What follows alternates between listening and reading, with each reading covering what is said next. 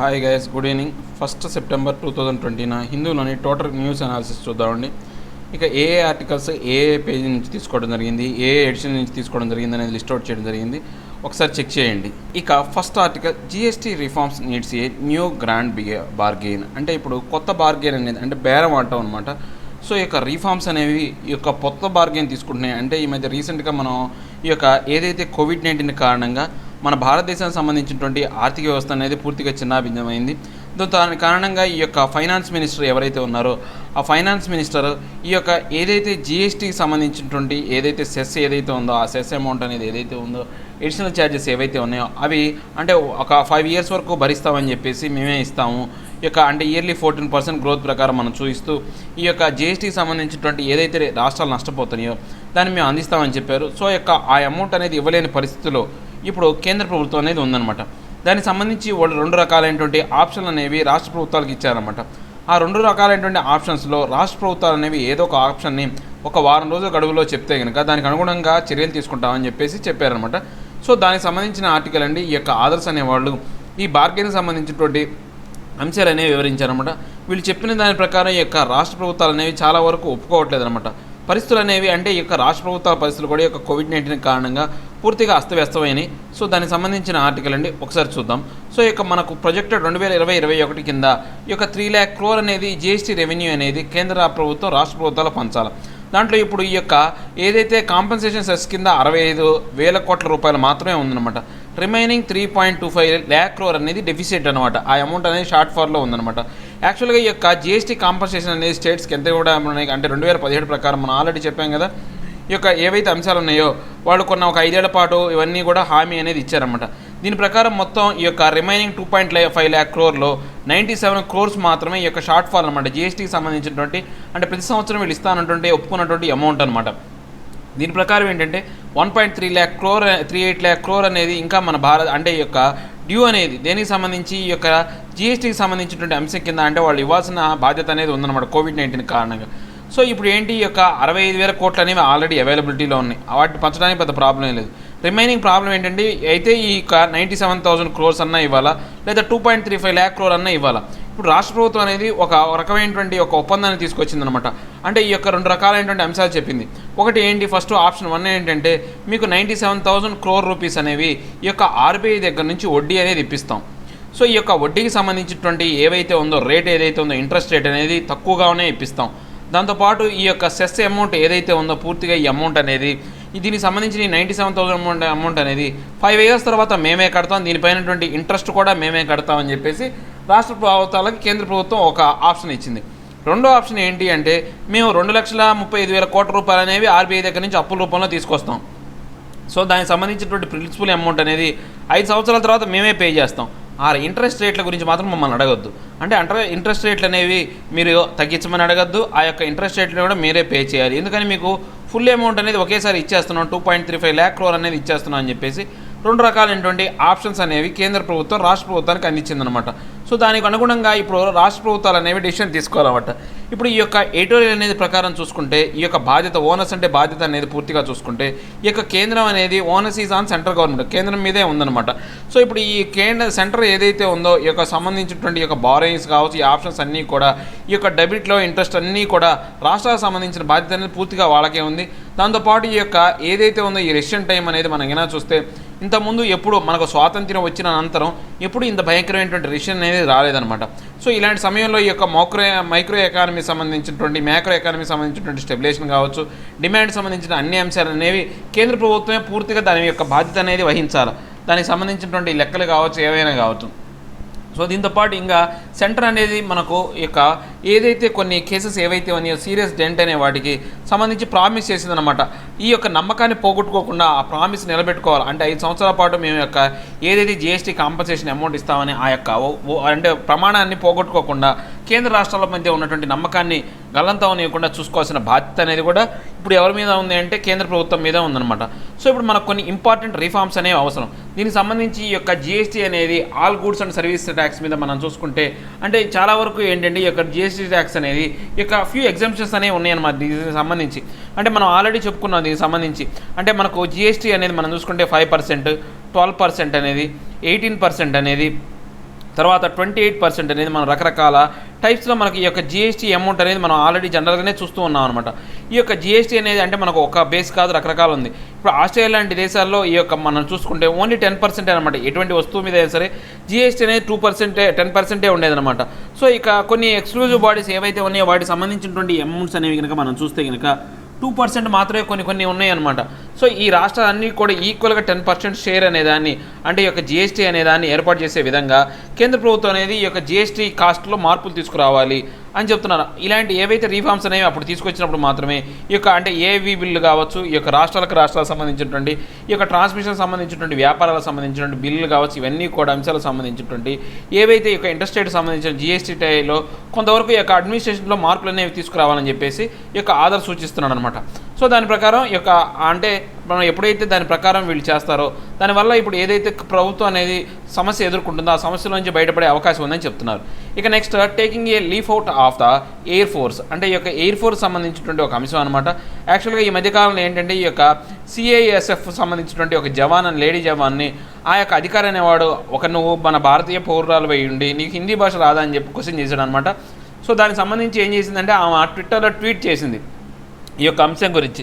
అంటే హిందీ భాషను మా మీద బలవంతంగా రుతున్నారు, వాళ్ళు తమిళనాడు చెందినటువంటి లేడీ అనమాట. సో ఇప్పుడు ఇంకా ఏమైంది, దానికి సంబంధించి చిదంబరం అనే అతను రీట్వీట్ అనేది చేశాడు అనమాట. ఇలాంటి విధానం అనేది సరైనది కాదు, కేంద్ర ప్రభుత్వం అనేది మరి ఇలా అంటే ఒక భాషను రుద్దే విధంగా చేస్తుందని చెప్పేసి ఆయన రీట్వీట్ చేశాడు. సో దానికి సంబంధించిన ఆర్టికల్ అనమాట. సో దీని ప్రకారం ఏంటంటే సెంట్రల్ ఆర్మ్డ్ ఫోర్సెస్ అనేవి ఏవేవి ఉన్నాయో మనం చూద్దాం. ఈ యొక్క సిఏపిఎఫ్ అనేది కనుక మనం చూసుకుంటే పూర్తిగా ఈ యొక్క మినిస్ట్రీ ఆఫ్ హోమ్ అఫేర్స్ కింద ఉంటాయి అనమాట. Assam rifles, border security force, central industrial security forces, central reserve police force, next Indo Tibetan border force, national security guard, next Sashastra Seema Bal. ఈ యొక్క సహస్ర సీమ బల్ అనేది మొత్తం 7 కూడా ఈ యొక్క ఏదైతే సెంట్రల్ ఆర్మ్డ్ పోలీస్ ఫోర్స్ కింద భాగాలన్నమాట, వాటిలో ఉన్న భాగాలన్నమాట.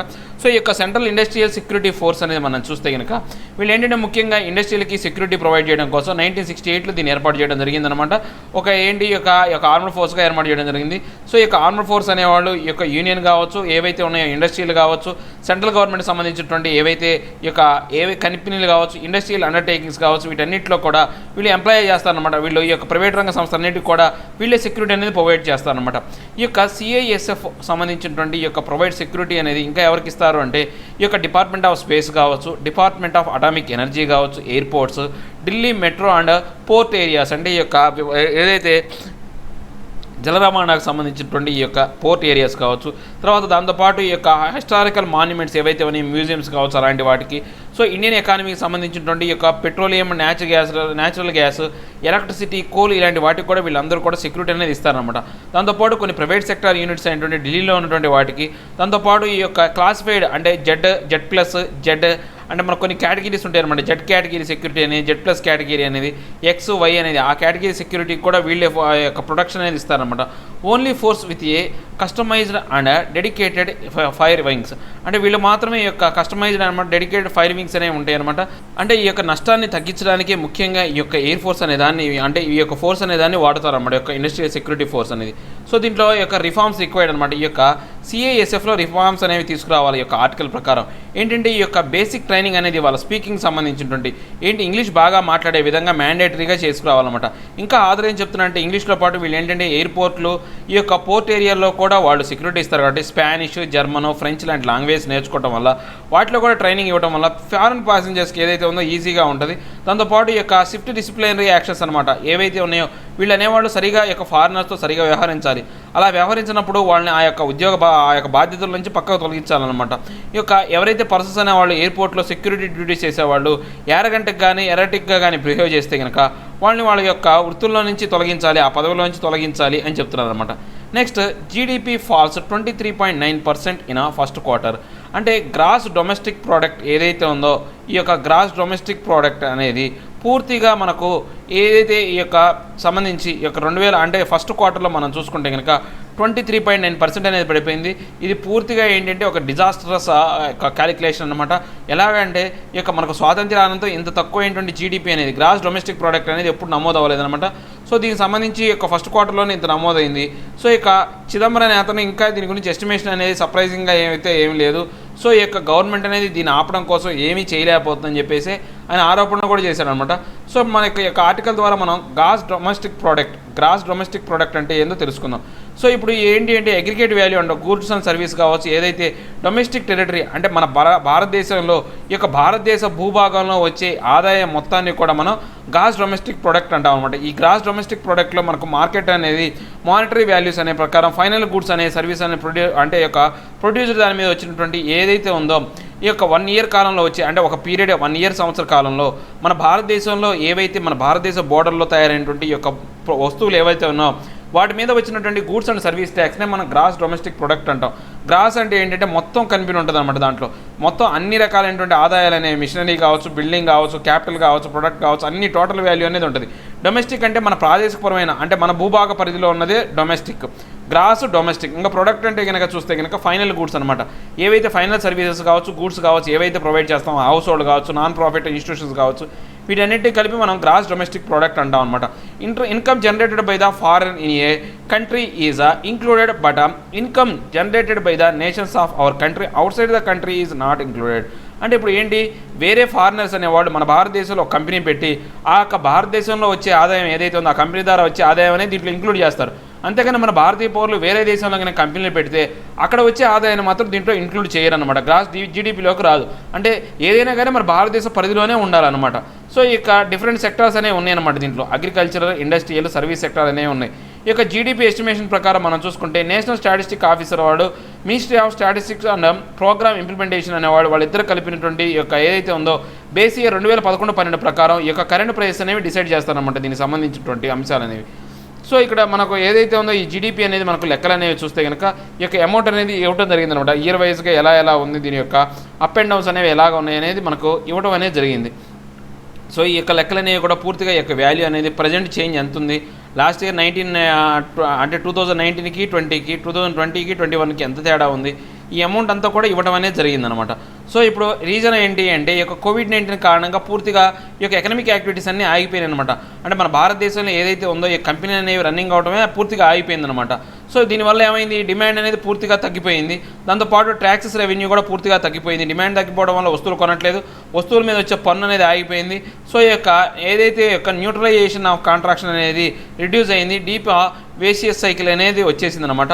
సో దీంతోపాటు ఈ యొక్క ఎక్స్పెండిచర్ అనేది కూడా పూర్తిగా రిడక్షన్ అయింది, ఖర్చు అనేది కూడా తగ్గిపోయింది అనమాట. ఈ యొక్క ప్రైవేట్ కన్జంప్షన్ అనేది ఫాలో అయిపోయింది పూర్తిగా. అంటే ఎవరు కూడా బయటకు వచ్చి డబ్బులు ఖర్చు పెట్టకుండా ఉన్నారు. దాంతోపాటు ఈ యొక్క ఎక్స్పోర్ట్ కాంట్రాక్టెడ్ ఏవైతే ఉన్నాయో మన ఎగుమతులు అనేవి తగ్గిపోయినాయి అనమాట. 20% అమౌంట్ ఆఫ్ ఎగుమతులు అనేవి తగ్గిపోయినాయి. దాంతో ఇన్వెస్ట్మెంట్స్ అనేవి పూర్తిగా రెడ్యూస్ అయినాయి అనమాట. పెట్టుబడులు అనేవి పూర్తిగా తగ్గిపోయినాయి. సో అందుకారణంగా ఈ యొక్క జీడీపీ వాల్యూ అనేది పూర్తిగా ఇంత రేంజ్లో పడిపోయింది అనమాట. ఈ యొక్క గ్రాస్ ఫిక్స్డ్ క్యాపిటల్ ఫార్మేషన్ అనేది మనం గినా చూస్తే ఇదేంటంటే టోటల్ వాల్యూ ప్రొడ్యూస్డ్ అనమాట. దీనికి సంబంధించినటువంటి ఈ యొక్క డిస్పోజల్ కావచ్చు, ఫిక్స్డ్ అసెట్స్ ఏవైతే ఉన్నాయో ఈ యొక్క అకౌంటింగ్ పీరియడ్లో మనకు దాంతోపాటు ఏంటంటే ఈ యొక్క స్పెసిఫైడ్ ఎక్స్పెండిచర్ అనేది ఆ యొక్క సర్వీస్ ద్వారా కావచ్చు, యాడ్స్ ద్వారా కావచ్చు, ఈ యొక్క నాన్ ప్రొడ్యూస్డ్ అసెట్స్ ఏవైతే ఉన్నాయో అంటే ఈ యొక్క ఏవైతే మన నాన్ పర్ఫార్మింగ్ అసెట్స్ లాగా నాన్ ప్రొడ్యూసింగ్ అసెట్స్ అనేవి కొన్ని ఉంటాయి అనమాట. అవి ఆస్తులు అనేవి ఉంటాయి, దాంట్లో నుంచి ఏ యొక్క ఆదాయం అనేది ఉండదన్నమాట. సో అలాంటి ఆస్తులన్నీ కూడా ఈ యొక్క గ్రాస్ ఫిక్స్డ్ క్యాపిటల్ కింద ఫార్మేషన్ కింద మనం చూసుకుంటాం అనమాట. దీంట్లో ఫిక్స్డ్ అసెట్స్ అనేవి ఉంటాయి, మన యొక్క ఆస్తులన్నీ కూడా ఉంటాయి. మనకు ఆదాయం వచ్చిన రాపైనా దాన్ని మనం ఆస్తిగా ట్రీట్ చేస్తాం అనమాట. దాన్ని ఈ యొక్క ఫిక్స్డ్ అసెట్స్ అంటాం అనమాట. సో దాంట్లో ఏంటి టాంజిబుల్, ఇంటాంజిబుల్ గూడ్స్ అన్నీ కూడా అసెట్స్ అనేవి ఉంటాయి అనమాట. దాంతోపాటు నాన్ ప్రొడ్యూస్డ్ అసెట్స్ కనుక మనం చూసుకుంటే ఈ యొక్క ఫైనాన్షియల్ అసెట్స్ కావచ్చు, లేకపోతే ల్యాండ్ కావచ్చు, లేకపోతే ఈ యొక్క ఏదైతే సబ్సాయిల్ కావచ్చు, ఏవైతే మన ఖాళీగా ఉన్న ప్రదేశాలు కావచ్చు, లీనేజ్ ఏరియాస్ కావచ్చు, ఇవన్నీ కూడా నాన్ ప్రొడ్యూస్డ్ అసెట్స్ అనమాట. వీటి నుంచి ఏవి ఆదాయం రాదనమాట. సో ఈ యొక్క ఇన్వెస్ట్మెంట్ రేట్ అనేది మనం చూసుకుంటే కనుక ఈ యొక్క సిఎఫ్ కింద మనం చూసుకుంటే ఈ యొక్క పర్సెంటేజ్ ఆఫ్ జీడీపీలో మనం ఈ యొక్క లెక్క అనేది క్యాలిక్యులేట్ చేస్తాం అనమాట. సో ఈ యొక్క న్యూస్ ఆర్టికల్ ప్రకారం ఏంటంటే ఇన్వెస్ట్మెంట్ అవుట్లుక్ అనేది చాలా వరకు బ్రేక్ అయిపోయింది అనమాట, ఫాల్ అయింది. ఈ యొక్క ఫ్యూచర్లో కూడా తగ్గే అవకాశం ఉందన్నమాట. ఎందుకని లో జీడీపీ అనేది తక్కువ జీడీపీ ఉంది. ఈ యొక్క కాంట్రిబ్యూషన్ కనుక మనం చూసుకుంటే పూర్తిగా ఏంటి తగ్గుదల స్థితిలో ఉందన్నమాట జీడీపీ అనేది. ఈ సంవత్సరం పూర్తిగా దిగజారిపోయే అవకాశం అనేది ఉందన్నమాట జీడీపీ సంబంధించి. ఇక మనం దీనికి సంబంధించిన ప్రాక్టీస్ క్వశ్చన్ అనేది చివరి డిస్కస్ చేద్దామండి. ఇక నెక్స్ట్ ఆర్టికల్ వచ్చేసి conservation work on ground mask nearing completion. అంటే ఈ యొక్క మాస్క్ సంబంధించినటువంటి ఏదైతే వర్క్ అనేది పూర్తి అవడానికి దగ్గరలో ఉందన్నమాట. అంటే మనకు మాస్కులు ఏవైతే ఉన్నాయో వాటిని కాపాడుతూ రావడం అనేది మన బాధ్యత. అంటే ఏవైతే ఉన్నాయో చారిత్రాత్మకమైనటువంటి కొన్ని కట్టడాలు అనేవి మనం కాపాడాలన్నమాట. సో సో దానికి సంబంధించింది అనమాట. ఈ యొక్క మాస్క్ అనేది ఎవరు సంబంధించింది, ఈ యొక్క అంటే డక్కల్ సుల్తానేట్ కాలం గురించి పూర్తిగా మనం తెలుసుకుందాం. ద ముస్లిం కింగ్డమ్ ఆఫ్ బెహ్మానీ, ఈ యొక్క బహమానీ యొక్క ఏదైతే కింగ్డమ్ ఉందో దాని గురించి ఇది ఫస్ట్ ఎక్కడ ఎస్టాబ్లిష్ అయిందంటే ఈ యొక్క డక్కన్ నోబుల్స్ ఎవరైతే ఉన్నారో, అంటే ఈ యొక్క ఎవరైతే మహమ్మద్ బిన్ తుగ్లక్ కింద ఉన్నటువంటి కొంత సుల్తాన్ కింద ఉన్నటువంటి నోబుల్స్ అనేవాళ్ళు వాళ్ళు పూర్తిగా ఆ యొక్క పరిపాలన వ్యతిరేకించి వాళ్ళు కొత్తగా అంటే వాళ్ళే సొంతగా ఆ యొక్క రాజ్యాన్ని డక్కన్ రాజ్యాన్ని అనేది స్థాపించారనమాట. సో ఆఫ్టర్ 1527 తర్వాత ఈ యొక్క బహమనీ ఎంపైర్ అనేది పూర్తిగా విడిపోయిందనమాట 5 భాగాలుగా. ఏంటి ఈ యొక్క అహ్మద్ నగర్, బీజాపూర్, బీదర్ అండ్ గోల్కొండగా 5 భాగాలుగా విడిపోయింది. ఇది విజయనగర సామ్రాజ్యంతో ఈ యొక్క 5 రాజ్యాలని యుద్ధం చేస్తాయి అనమాట. దానికి సంబంధించిన అంశాలు మనం దీని గురించి ఇన్ డీటెయిల్గా తెలుసుకుంటాం అనమాట. సో దీంట్లో ముఖ్యంగా ఏంటంటే ఈ యొక్క గోల్కొండ అనేది పూర్తిగా డక్కన్ భాగంలో ఉందన్నమాట. సో దీనికి సంబంధించినటువంటి సుల్తాన్ ఎవరంటే కుతుబ్ షాహీ డైనాసిటీకి సంబంధించినటువంటి సుల్తాన్లు అనేవాళ్ళు దీన్ని 1518 నుంచి 1687 వరకు పాలించారనమాట. మొత్తం 7 సుల్తాన్లు 170 సంవత్సరాల అనే కాలం పాలించారు. సో ఈ యొక్క ఎవరంటే దీన్ని సుల్తాన్ కులీ కుతుబ్ షా అనే అతను ఈ యొక్క ఏదైతే గోల్కొండ రీజియన్ని స్థాపించాడు అనమాట. సో ఈ యొక్క మహమ్మద్ కులీ కుతుబ్ షా అనే అతను ఈ యొక్క హైదరాబాద్ సిటీని కూడా అతనే నిర్మించాడు. సో ఈ యొక్క హైదరాబాద్ సిటీని గోల్కొండ నుంచి హైదరాబాద్ సిటీగా క్యాపిటల్ని మార్చి ఆయన పరిపాలన సాగించాడు అనమాట ఆయన యొక్క పరిపాలనా కాలంలో. సో ఆర్ట్ అండ్ కల్చర్ అనేది దీంట్లో చాలా వరకు ఇంపార్టెంట్ అనమాట. సో దీంట్లో మనకు మ్యాసివ్ ట్యాంక్స్ అనేవి ఉంటాయి, రిలీజియస్ సంబంధించినటువంటి సెక్యులర్ స్ట్రక్చర్స్ అనేవి ఉంటాయి, బ్రిడ్జెస్ అనేవి ఉంటాయి. దీంతోపాటు ఈ యొక్క డక్కన్కి సంబంధించినటువంటి ఈ యొక్క పర్షియన్ కల్చర్లో పూర్తిగా ఈ స్ట్రక్చర్ అనేది మనం చూస్తే కనుక పర్షియన్ కల్చర్లోనే ఉంటుంది. ఇలా యొక్క కర్వేచర్ ఉండి పైన యొక్క బాణాలాగా అంటే సన్న సూదులాగా ఉండటం అనేది పూర్తిగా ఇది పర్షియన్ కల్చర్ అనమాట. ఏదైతే ఉందో ఈ యొక్క దేఖీ ఇడియం ద్వారా దీని యొక్క డెవలప్ చేయడం అనేది జరిగిందనమాట ఈ యొక్క కొత్త విధానం ద్వారా. సో ఈ యొక్క రాయల్ టూమ్స్ ఏవైతే ఉన్నాయో 7 టూమ్స్ అనేవి షాహీ రూలర్స్కి సంబంధించినటువంటి సింబల్ ఆఫ్ ఆర్కిటెక్చర్గా మనం చెప్పొచ్చు అనమాట. ఇండో ఇస్లామిక్ స్టైల్ రూపంలో ఈ యొక్క ఏదైతే రిచ్ ఆఫ్ ద ఏదైతే వర్క్ ఏదైతే ఉందో ఈ యొక్క ఏది ప్లాస్టర్ డిజైన్ కావచ్చు, టిస్కో వర్క్ కావచ్చు, ఫ్లోరల్ డిజైన్ కావచ్చు, నెక్స్ట్ జియోమెట్రీ ప్యాటర్న్స్ అన్నీ కూడా ఈ యొక్క ఇండో ఇస్లామిక్ స్టైల్లో మాత్రమే చాలా వరకు అద్భుతమైనటువంటి కట్టడాలు అనమాట ఇవన్నీ కూడా. తర్వాత చార్మినార్ అనేది చూస్తే కనుక ఈ చార్మినార్ అనేది ఒక పెద్ద మ్యాసివ్ బిల్డింగ్ అనమాట. దీన్ని ఎందుకు కట్టారంటే 1951లో మన భారతదేశం అనేది ప్లేగ్ వ్యాధిని జయించింది. మన భారతదేశం కాదు, ముఖ్యంగా ఈ యొక్క డక్కన్ ప్రాంతం అనేది ఈ యొక్క ప్లేగ్ వ్యాధిని జయించింది అనమాట. ఆ ప్లేగ్ వ్యాధిని జయించినందుకు కారణంగా ఈ యొక్క చార్మినార్ అనేది నిర్మించారనమాట. ఇక గోల్కొండ ఫోర్ట్ అనేది యాక్చువల్గా ఒరిజినల్గా 1143లో ఈ యొక్క ఏదైతే ఉందో వరంగల్ రాజయ్య అనే వాళ్ళ చేత అంటే ఆ రాజులకు సంబంధించినటువంటి ఎవరైతే ఉన్నారో వాళ్ళ యొక్క ఆధ్వర్యంలో ఇది నిర్మించబడింది అనమాట. 14 నుంచి 17 సెంచరీల్లో ఈ యొక్క బహమనీ సుల్తాన్స్ అనేవాళ్ళు ఈ యొక్క కుతుబ్ షాహీ డైనాసిటీ అనేవాళ్ళు దీన్ని ఈ యొక్క రాజధానిగా చేసుకొని పరిపాలించారనమాట.